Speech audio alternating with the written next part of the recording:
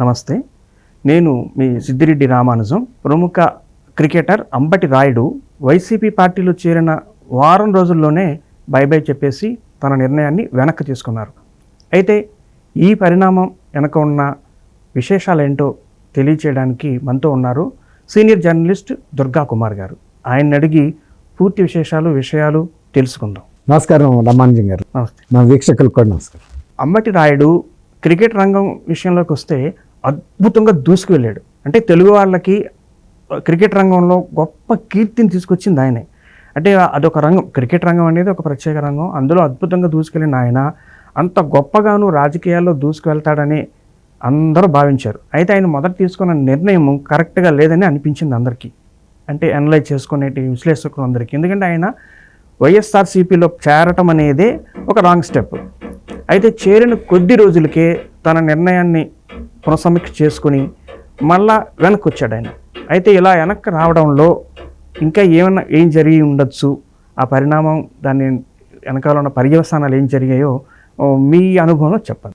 ఇప్పుడు ఒకటండి రామానుజం గారు, ఆయన అంబటి రాయుడు గారినైనా క్రికెట్ రంగంలో తెలుగు వాళ్ళకి ఒక గర్వకారణమైన ఒక క్రీడాకారుడు. ఐపీఎల్ నుంచి కూడా చాలా సక్సెస్ఫుల్గా రిటైర్ అయ్యారు. మొన్న ఈ మధ్య చెన్నై కింగ్స్ టీంలో కూడా విన్ అయ్యారు 2023 మేలో అనుకుంటాను. అది ఆయన చాలా విజయవంతంగా కెరీర్ పూర్తి చేసుకుని ఇప్పుడు విరామ సమయంలో అందరిలాగానే ఆయన కూడా రాజకీయ జీవితంలోకి వద్దామని అనుకున్నారు.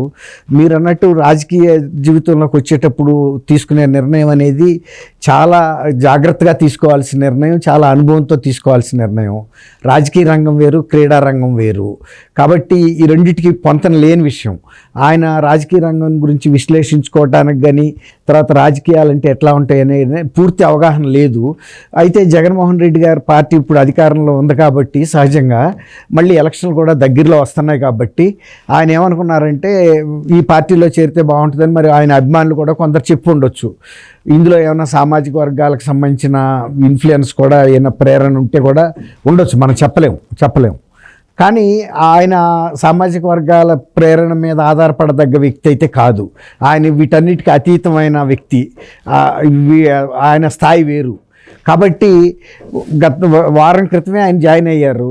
జాయిన్ అయిన తర్వాత బహుశా నేను అనుకోవటం ఏంటంటే ఇప్పుడు వైఎస్ఆర్సీపీలో జరుగుతున్న పరిణామాలు చాలా తీవ్రమైన సంక్షోభంలో ఉండి అనేక మంది 2 సార్లు అక్కడ ఎమ్మెల్యేగా గెలిచి డబ్బులు ఖర్చు పెట్టుకుని మళ్ళీ వాళ్ళ సీట్ లేని పరిస్థితుల్లో సీనియర్ మినిస్టర్సు, సీనియర్ ఎమ్మెల్యేసు వాళ్ళ ఆస్తులు కూడా చాలా దీనికోసం ఖర్చు పెట్టుకుని ఇవాళ రోడ్డున పడి వాళ్ళు బహిరంగంగా మీడియాలో కూడా చెప్పటం చూసిన తర్వాత బహుశా ఆయన తను అంచనా వేసుకుని ఉండొచ్చు.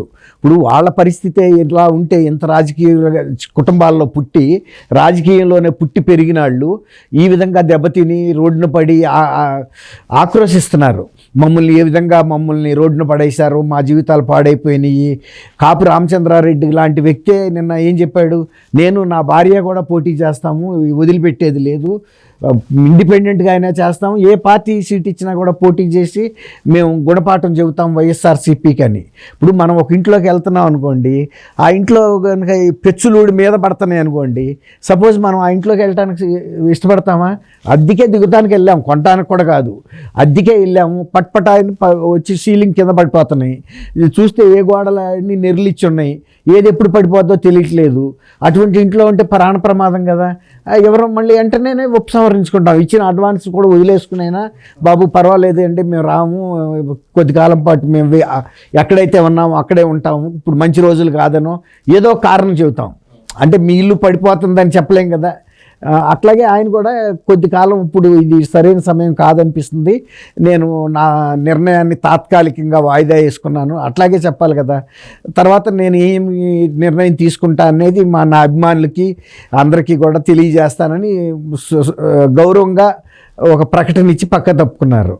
ఏదైనా రాజకీయాల్లో ఇప్పుడున్న పరిస్థితుల్లో ఇప్పుడు అంబటి రాయుడు గారు లాంటి వ్యక్తి గమనించలేనంత ఇదేం లేదండి. పారదర్శకంగా పార్టీల పనితీరు కనపడుతుంది.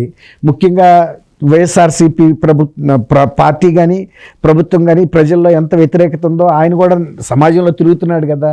అందరూ తిట్టడం కానీ, తర్వాత ప్రజా వ్యతిరేక నిర్ణయాలు కానీ, ప్రజలకు సంబంధించిన భవనాల కూల్చివేతలు కానీ, తర్వాత ప్రజల మీద పోలీసుల్ని ఉపయోగించి దాష్టికాలు చేయటం కానీ, తర్వాత ఇవన్నీ కూడా ఆయన వింటున్నాడు. ఎంత అపకీర్తి.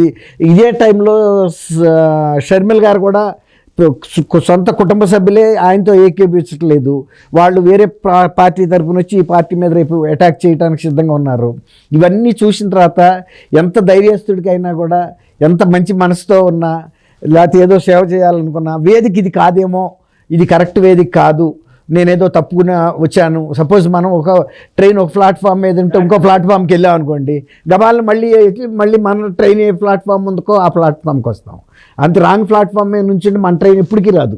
కాబట్టి ఆయన ఎంచుకున్న వేదిక నేను తప్పు అనే విషయాన్ని గ్రహించినట్టుగా నేను అనుకుంటున్నా. అది ఆయన ఆ తప్పును సవరించుకున్నాడు. బెటర్ లేట్ దాన్ ఎవర్ అని.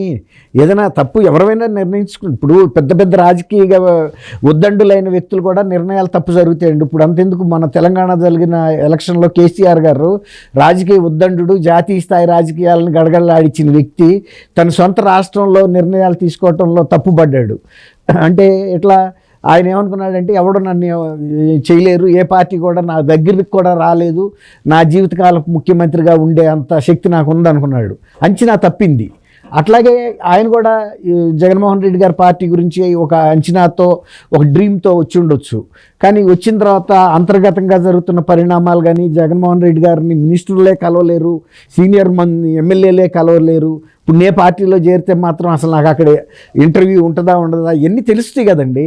ఇప్పుడు ఇందాక నేను చెప్పినట్టు ఒక అద్దెండ్లు చూడటానికి వెళ్తే ఒకరో కిటికీ పడిపోతుంది, ఒకవైపున ద్వారం వంగిపోయింది, లేకపోతే పెచ్చులు ఊడి పడుతున్నాయి అంటే మనం ఎవడెళ్తాడు?